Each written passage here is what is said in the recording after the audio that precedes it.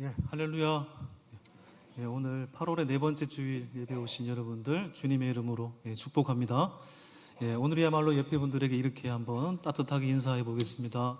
평안하십시오. 샬롬이라고 인사하겠습니다. 샬롬. 예, 샬롬. 예, 오늘 주제는 이제 불안과 평화라는 두 단어를 갖고 지난 주일도 비슷했어요. 예, 알고 보면 밤, 낮, 어둠, 빛이라는 단어로 말씀을 나누었고요. 오늘은 대립이라는 두 번째 주제, 불안을 넘어 평안으로라는 주제로 오늘 하나님 말씀 나누겠습니다. 우리가 살아가면서 참 불안합니다. 예, 누구한테 제가 많이 들었던 말 중에 우리 어머니도 저에게 그런 말을 많이 했습니다. 너 참 불안하다. 예. 왜냐하면 제가 고등학교 때 제가 잠시 어머니하고 같이 제가 있었던 적이 있었는데 고3 때인가 제가 자퇴서 쓰고 다시 복귀해가지고 열공을 해야 된다는 생각에서 3개월 동안 제가 어머니 일하시는 그 집에서 이제 도서관이 가까워가지고 야자 10시 반 끝나면 이제 2시까지 공부하고 이런 식으로 했기 때문에 석 달 동안 그때 어머니한테 제일 많이 들었던 말이요. 참 불안하대요. 왜냐하면 제가 습관이 뭐냐면 그때는 버스를 탈 때 토큰으로 넣잖아요. 해수권인가요? 해수권. 포항도 그랬거든요. 그런데 제가 단번에 학교를 간 적이 없습니다. 가다가 돌아와서 해수권, 지갑, 학생증. 일주일에 한 4번 그랬습니다. 4번. 안경을 끼고 가다가도 안경이 또 없는 거예요. 네. 안경 어디 갔지? 나무 위에 부딪혀 안경이 깨졌습니다. 그런 식으로 살았기 때문에 우리 어머니가 늘 저를 보면 불안하다. 지금도 여러분 그 DNA가 어디 가겠습니까? 예. 그런데 여러분 살아가면서 우리가 나뿐만 아니라 관계 속에서 불안하고요.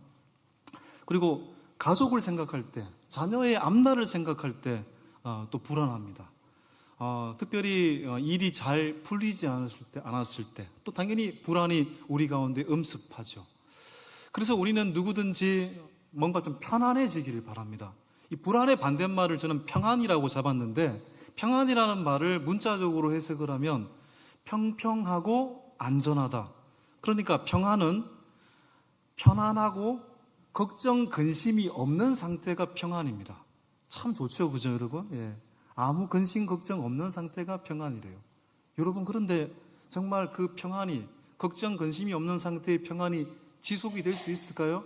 그 환경적으로 걱정, 근심이 없는 상태가 우리의 삶 가운데 끝까지 이어질 수 있을까요? 그건 불가능한 일인 것입니다. 불가능한 일입니다. 그러니까 세상적으로 걱정, 근심이 없는 상태로서의 평안은 언제 무너지고 언제 태풍이 닥칠지 모를 아슬아슬한 평안입니다. 우리는 하나님이 허락하시고 하나님이 말씀하시는 평안을 지향해야 되는 것입니다. 하나님께서 말씀하시는 진짜 평안은 샬롬입니다. 환경이 어떠하든지 하나님과 바른 관계 안에서 누리는 온전한 상태, 그게 바로 샬롬입니다. 여러분, 제가 수없이 예를 들지 않았습니까? 아이가 여러분 아무도 없는 공간에 홀로 있다. 엄청나게 불안하죠. 예. 그런데 많은 사람들이 운집한 군중 속에서도 아이가 부모의 손을 잡고 있으면 든든하고 안전이잖아요. 평안하잖아요. 평안은 그것입니다. 하나님과 밀접한 관계를 맺는 가운데서 누리는 온전한 상태. 그러니까 이 평안은 태풍이 불어도 폭풍이 몰아쳐도 내가 주님의 손을 잡고 있는 한 우리는 언제나 샬롬일 수 있는 거죠. 자, 그렇게 본다면 불안은 뭡니까? 불안은 쉽게 말해 하나님을 불신하는 데서 나오는 상태인 것입니다. 결국 불안은 장래의 은혜를 신뢰하지 못하는, 믿지 못함, 불신에 있는 것입니다. 여러분, 창세기 서두에 아담과 하와가 올해는 에덴 동산에서 말 그대로 우아한 기쁨의 삶을 살았습니다. 근데 그들에게 언제 불안이 엄습했습니까? 하나님의 명령을 어겼을 때 그들에게 불안이 찾아오기 시작했습니다. 너 선악과를 먹지 말라고 했는데 아담과 하와가 선악과를 따먹었잖아요. 결국 하나님이 창세기 3장 8절 10절에서 죄를 범한 아담과 하와를 찾아오셔서 뭐라고 말씀하십니까? 아담아, 아담아, 네가 어디 있느냐라고 주님께서 소리를 치십니다. 아담이 뭐 어디 있는지 몰라서 그렇겠습니까? 네가 왜 죄를 지었느냐는 얘기입니다. 아담아, 아담아, 네가 어디 있느냐? 이 하나님의 소리 앞에 아담이 어떻게 반응을 했습니까? 아무런 반응을 하지 않고 몸으로 나무 뒤로 숨었습니다. 자, 보십시오. 3장 8절에 보시면, 자, 창세기 시작. 여호와 하나님의 소리를 듣고 아담과 그의 아내가 여호와 하나님의 낯을 피하여 동산 나무 사이에 숨은지라. 하나님의 얼굴을 피해서 나무 뒤에 숨었대요.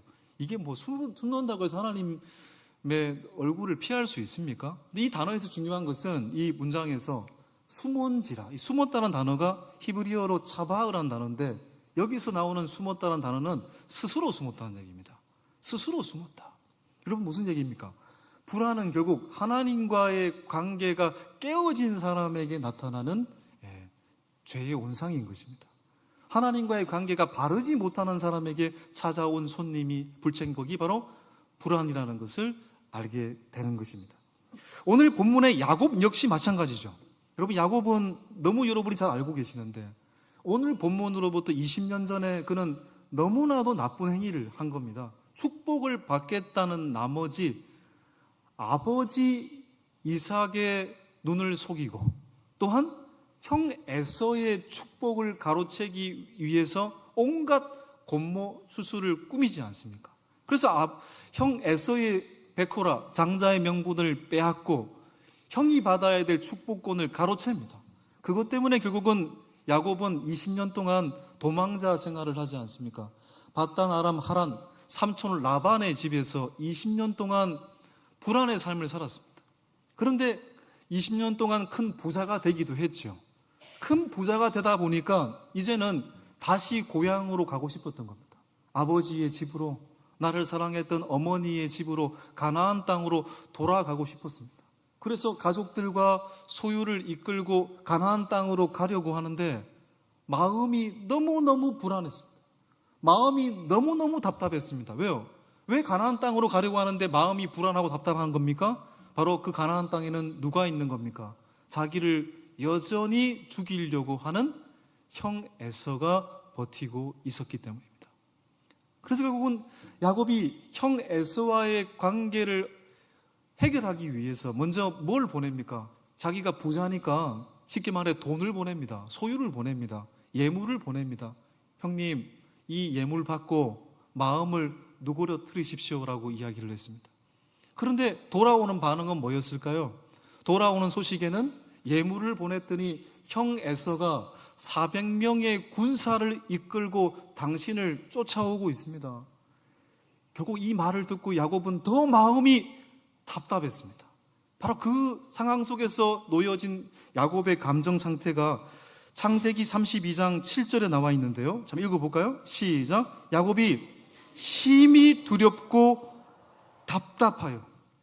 이건 뭐 답답함을 표현할 수 있는 최고의 표현인 것 같아요. 두렵고 답답하고. 앞에 심이라는 말이 토부라는 단어가 들어가 있거든요. 여러분, 무엇입니까? 여전히 해결되지 않는 형과의 불화가 불안의 상태로 기결되고 그 불안이 야곱의 마음을 짓누르고 있습니다. 결국 이 불안을 해결하기 위해서 그 다음이 야곱이 했던 행동이 뭡니까? 자신의 가족과 자신의 가축의 그룹을 두 대로 나눕니다. 왜 두 대로 나누었을까요? 형 에서가 한 대를 치면 한 대는 보존해야 되니까요. 여전히 야곱은 이 불안을 인간적인 방법으로 해결하려고 하고 있습니다. 여러분, 가축만 소유만 나눈 것이 아닙니다. 진짜 나누어진 건 자기 마음이었습니다. 자기 마음이 나누어지니까 관계도 여전히 회복하지 못하고 있고 조급함이 더 생기게 돼 있고, 그러니까 그 불안은 뭡니까? 죄의 온상이다라고 말할 수 있습니다. 예수님께서 마태복음 6장에서 결국 염려하고 불안해하는 인간들을 향해 뭐라고 말씀하십니까? 무엇을 먹을까? 무엇을 마실까? 무엇을 입을까? 염려하지 말라. 믿음이 작은 자들아. 결국 여러분, 믿음은 우리에게 너무너무 중요한 건데 결국 불안은 뭡니까? 서두에 말씀을 드린 것처럼 우리의 장래의 은혜를 하나님께서 허락하셨다는 것을 믿지 못하는 불신의 결과가 불안인 것입니다. 믿지 못함이 불안입니다. 물론 불안이 곧 불신이라는 이 진단 앞에 우리가 자책할 수 있습니다. 제가 엄밀히 말하면 불안 그 자체는 죄가 아니죠, 여러분. 여러분, 왜냐하면 우리가 죽을 때까지 불안에 늘 직면해 있을걸요. 중요한 것은 그 불안이 지속되어서 그 불안이 나를 잠식하지 않도록 하는 게 중요한 겁니다. 그 불안이 나를 잠식해서 죄의 길로 가지 않게 하는 게 중요한 것입니다. 불안 그 자체는 누구에게나 옵니다. 그 불안을 어떻게 맞서고 그 불안을 어떻게 해결하느냐가 중요한 거죠. 예를 들어서 우리가 자동차 운전을 한다고 합시다. 고속도로를 운전하고 나면은 도착했을 때 이런 차에다가 어떤 현상이 일어나냐면 밤새도록 달려서 딱 도착을 했더니 아침에 보니까 날파리가 붙어 있어요, 차에다. 또 유리에 보면 낮에는 흙이 묻기도 하고요. 예. 날파리와 흙이 유리를 가로막기도 합니다. 여러분, 근데 그 순간 운전을 멈추는 게 아니잖아요. 그 순간에도 운전을 하잖아요. 뭘 하고? 예. 와이프를 켜고 오시액을 뿌려가면서 유리를 깨끗하게 하면서 여러분 앞으로 운전을 하잖아요. 계속해서. 무슨 얘기입니까? 그런 방해물이 있을 때 우리의 삶에 대단한 영적인 전쟁이구나 이렇게 생각하면 되는 거죠. 중요한 것은 불안 그 자체가 우리에게 죄를 주는 것은 아니지만 그 불안을 어떻게 맞서느냐, 그게 관건이라는 얘기죠. 여러분, 형 에서의 원한 앞에 불안을 느낀 야곱이 가족과 소유를 두 떼로 나눴다고 했습니다. 그리고 보냈죠, 먼저. 그리고 야곱 홀로 야복 나루에서 홀로 밤을 지새우게 되지 않습니까? 여러분 한번 생각을 해보십시오. 형 에서가 두려워서 바로 가나안 땅으로 가지 못하고 가축과 가족을 먼저 보내고 홀로 야복강 나루에서 밤을 지새워야 되는 야곱의 상태, 얼마나 절망적이며 얼마나 고독하며 얼마나 외롭습니까? 자, 그런데 그 순간에 어떤 존재가 야곱을 찾아왔습니다. 그리고 그 존재와의 관계 속에서 야곱은 새로운 야곱으로 태어나게 되지 않습니까? 어떤 존재일까요? 자, 창세기 32장 24절 한번 보겠습니다. 시작. 야곱은 야복나루에서 홀로 남았더니 어떤 사람이 날이 새도록 야곱과 씨름하다가, 누가 찾아왔다고요? 본문 그대로 해석하면 어떤 사람이잖아요. 원문에 보면은 이씨라고 해요. 이씨 임모르. 예. 어떤 사람과 씨름했다라는 얘기인데요. 이 어떤 사람, 이씨는 3인칭 남성 단수입니다. 그러니까 하나님이라는 존재가 한 남자로 나타나셔서 야곱과 밤새도록 씨름했다라는 것입니다. 여러분, 씨름이 뭡니까? 우리가 과거에 80년대 정말 인기 스포츠였던 그 씨름, 이만기, 이봉골 이런 분들 씨름도 생각할 수 있습니다만 그런 씨름이라기보다는 물론 본질은 똑같아요. 흙밭에서 남을 무너뜨리기 위한 처절한 싸움이 씨름이죠. 여러분, 이 히브리어를 보면은 약간 언어 유희가 있습니다. 야곱이라는 존재가 히브리어로 바꾸면 야코프가 되거든요. 야코프가 어디에서? 야복 나루잖아요. 야복 나루가 또 히브리어로 바꾸면 야포크입니다. 또 뭘 했다고요? 씨름을 했다고 하잖아요. 씨름도 히브리어로 바꾸면 아바크입니다. 그러니까 야곱이 야포크에서 아바크를 했다. 말장난처럼 보이죠. 그런데 여러분, 이 말에는 굉장한 메시지가 있는 것입니다. 씨름이라는 흙밭에서 흙으로 만들어진 야곱이잖아요. 우리는 하나님의 흙으로 만들어진 창조된 존재 아닙니까? 흙으로 우리를 만드시고 우리에게 생기를 불어넣으셔서 우리가 영혼을 가진 존재가 되었잖아요.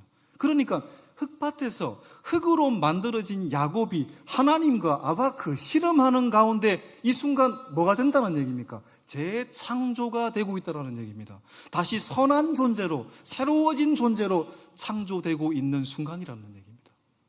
여러분, 20년 전에 생각을 해보십시오. 축복을 받겠다는 일념 하나로 아버지 이삭을 속이고 형 에서의 축복을 가로챘습니다. 그는 복을 인간적인 방식으로 받으려고 했습니다. 그래서 20년 동안 삼촌 라반의 집에서 고생을 엄청 하지 않습니까? 자기보다 더 사기꾼인 삼촌 라반의 밑에서 20년 동안 생고생을 했습니다. 여전히 그곳에서도 인간적인 방법으로 살려고 했습니다. 그렇게 20년 동안 시간이 지나고 다시 가나안 땅으로 돌아오는 이 순간에도 가나안 땅에 가지 못하고 에스라는 존재 때문에 에스와 화해하는 이 순간에 인간적인 방법을 여전히 쓰고 있어요. 형에게 먼저 뇌물을 먹이고 두 때로 나누고 또 세상적인 걱정 속에서 이 문제, 이 불안을 해결하려고 하고 있습니다.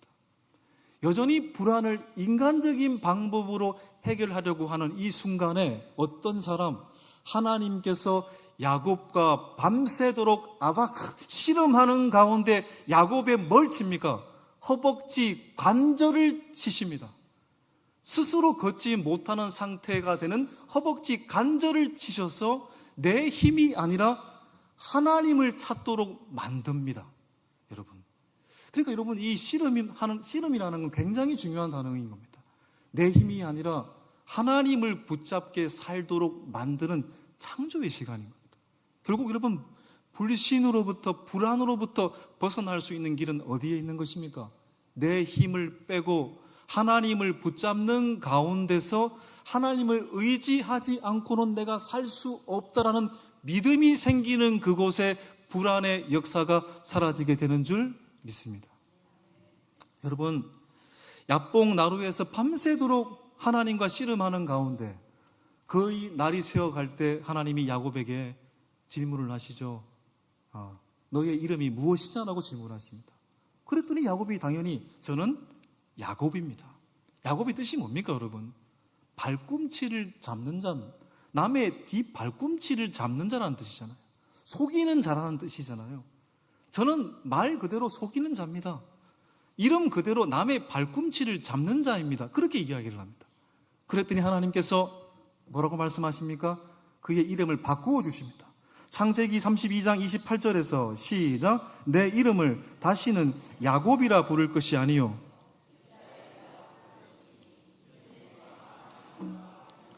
겨루어 이겼음이니라.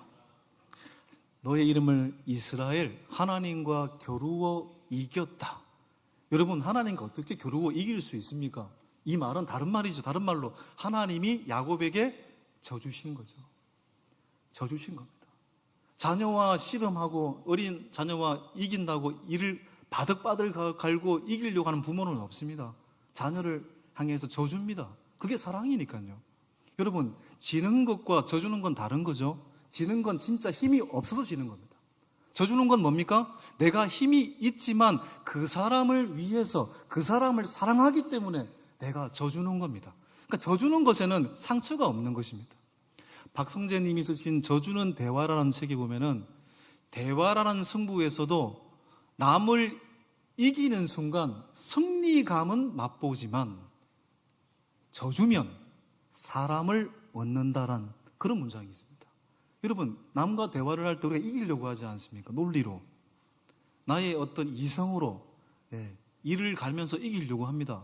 여러분, 이기려고 하니까 싸움이 있는 겁니다. 여러분, 한 명이 바로 져주면 싸움이 되지 않잖아요. 그렇죠? 근데 이기려고 해서 이겼다고 합시다. 기쁩니까? 내가 가족을 이겼다, 우와 만세, 그런 마음이 듭니까? 잠시죠. 잠시. 성도를 이겼다고 해서 그게 정말 이김입니까? 잠시죠. 잠시 승리감을 맛보지만 사실은 진 겁니다. 여러분, 하나님이 졌다고 했잖아요. 져줬다고 했잖아요. 왜요? 누구를 위해서? 야곱을 새롭게 만들기 위해서 하나님이 져주신 거잖아요. 여러분, 예수님의 십자가는 뭡니까? 예수님은 삼위일체 하나님 그 자신이시고 하나님 그 자신이신데 십자가에서 뛰어내릴 수 있죠. 십자가에서 죽지 않고 로마 군대를 썰어버릴 수 있죠. 그런데 그렇게 하지 않았습니다. 십자가를 끝까지 지셨고 죽으셨습니다. 져주는 방식으로 나아가셨습니다. 왜요? 그것이 인류를 구원하는 길이었기 때문에. 인류를 구원하기 위해서 져주는 방식, 하나님은 십자가로 져주셨습니다. 그런데 우리는 주님을 향해 뭐라고 부릅니까? 패배자라고 부르지 않습니다. 우리를 구원하기에 져주신 예수님을 영원한 승리자라고 부르는 것입니다. 세상에서 가장 멋진 존재로 여기는 것입니다. 여러분, 옆 사람 지금 옆에 있는 분이 모르시는 분이시면 알 수 없고요. 아시는 분이시면 옆 사람이 지금 어떻습니까? 멋집니까? 못났습니까? 예. 예. 멋집니까? 예. 옆에 분에게 이렇게 한번 선포할까요? 당신 멋져? 예. 예. 자, 여러분, 그런데 진짜 멋짐이 뭘까요, 여러분? 당신 멋져를 사행시 한번 해볼까요? 운을 띄워주십시오. 예.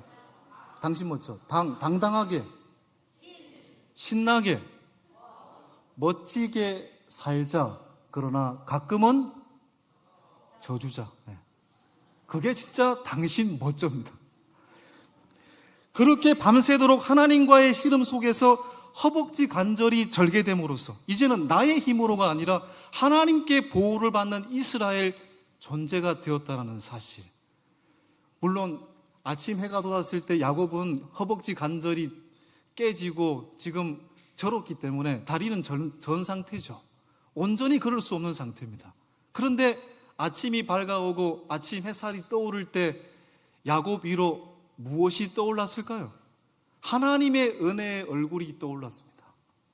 하나님의 얼굴을 야곱은 보게 된 것입니다. 그리고 하나님의 얼굴을 보고 난 뒤에 야곱은 죽지 아니하는 은혜를 받게 되었습니다. 보십시오.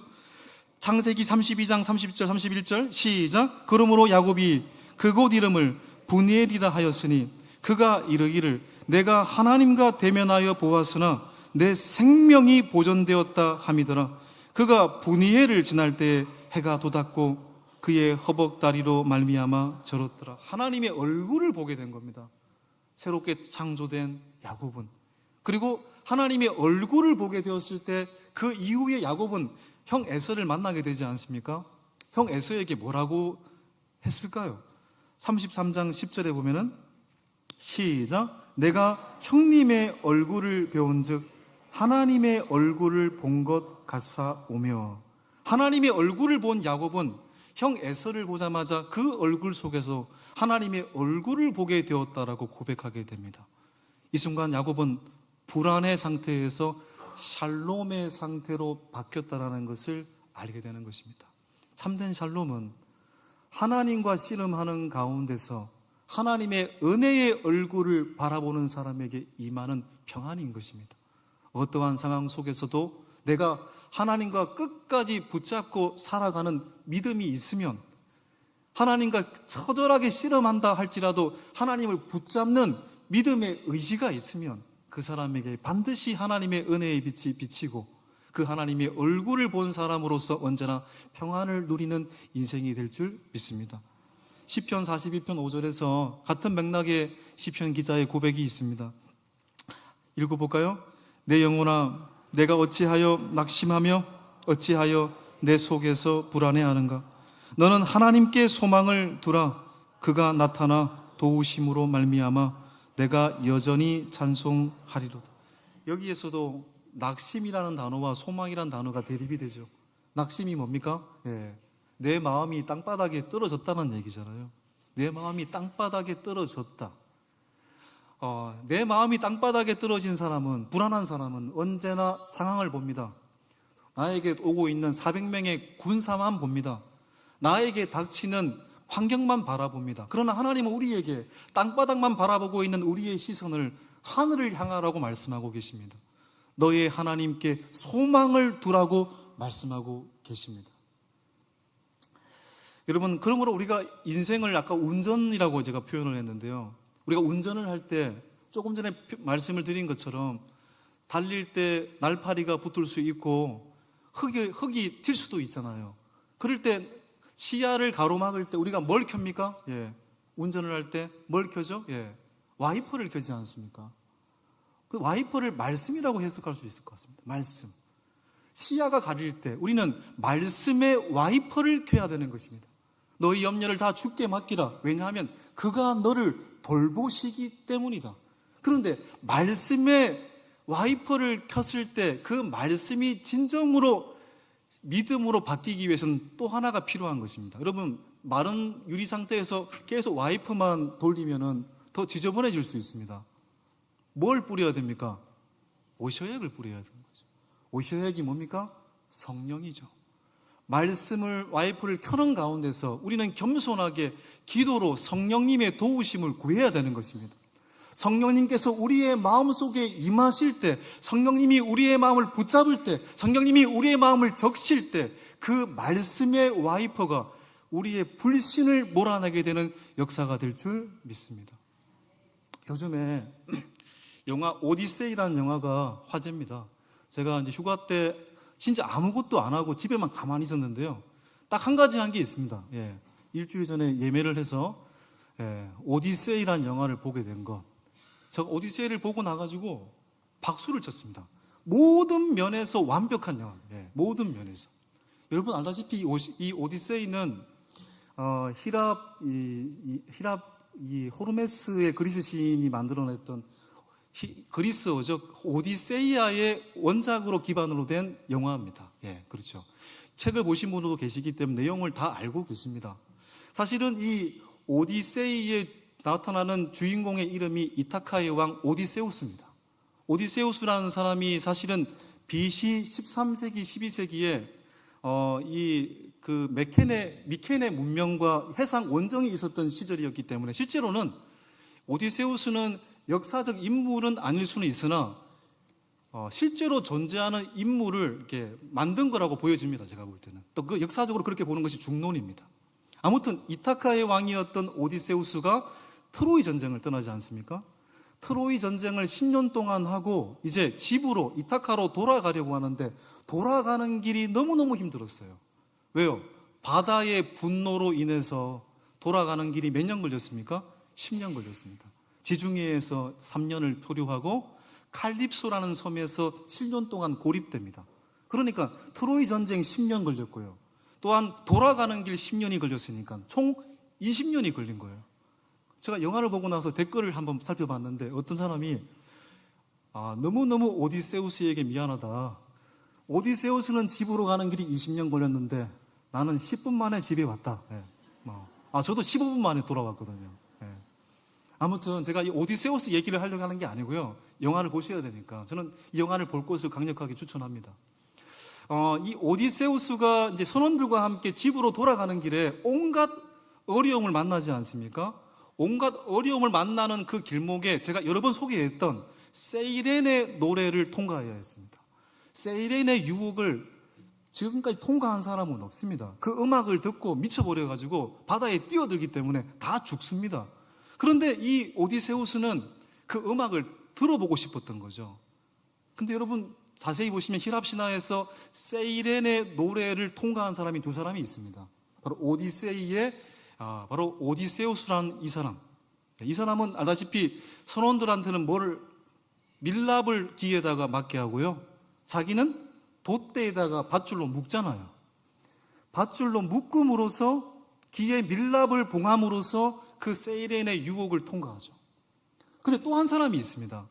오디세우스보다 100년 전 사람으로 설정된 히랍 신화에 오르페우스라는 사람이 있습니다.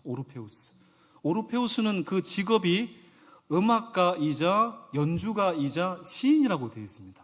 그런데 이 오르페우스가 아르고 원정에서 시칠리아 섬의 이 세이렌의 노래를 통과할 때 어떻게 통과한 줄 아십니까? 아까 오디세우스는 길을 봉하고 밧줄을 묶음으로써 통과했다고 했는데 오르페우스는 자기가 음악가니까 자기가 먼저 수금으로 멋진 음악, 아름다운 음악을 연주합니다. 그리고 음악을 연주함으로써 세이렌의 노래가 들리지 않도록 합니다. 진짜 더 아름다운 음악으로 세이렌의 음악을 이겨버립니다. 여러분, 우리가 유혹을 이기는, 불안을 이기는 방식은 어떤 방식이 더 옳은 방식일까요? 어떤 방식이 더 성경적인 방식일까요? 오디세우스적 방식이 더 성경적일까요? 아니면 오르페우스적 방식이 더 성경적일까요? 오르페우스죠. 여러분, 귀에 밀랍으로 봉했다. 밧줄로 몸을 묶었다. 이거는요, 언젠가는 풀릴 수 있는 겁니다. 몸을 움직이면 언젠가는 풀릴 수 있는 것이고 언젠가는 밀랍이 녹아내립니다. 이것으로는 여러분 한계가 있는 것입니다. 그런데 오르페우스의 방식, 더 진짜 음악을, 더 아름다운 노래를, 더 큰 진리를, 더 큰 빛을 따라가고 더 적극적인 방식으로 하나님을 예배하면 유혹은 유혹일 수 없게 되는 것입니다. 그것이 우리가 이 불안을 이기는 방식인 거예요. 여러분, 그러므로 우리에게 인생에 죽을 때까지 불안이 우리를 올가맬 겁니다. 그 불안 앞에 불안을 회피하는 방식, 오디세우적 방식이 아니라 더 하나님을 깊이 노래하고 불안할수록 더 하나님을 찾고 말씀을 가까이 하며 성령님의 도우심을 구하고 더 큰 경배를 드리며 더 적극적인 방식으로 하나님을 예배하는 하나님의 사람이 되셔서 우리 인생에 다가오는 불안을 진정한 하나님의 샬롬으로 바꾸는 하나님의 사람들 다 될 수 있기를 주님의 이름으로 축복합니다. 야곱이 또 그랬잖아. 야곱이 밤새도록 씨름하는 가운데서, 그 씨름 가운데서 진정으로 재창조되어 불안에서 샬롬의 역사로 바뀌었듯이 우리의 인생 또한 그렇게 되는 은혜가 있게 될 줄 믿습니다.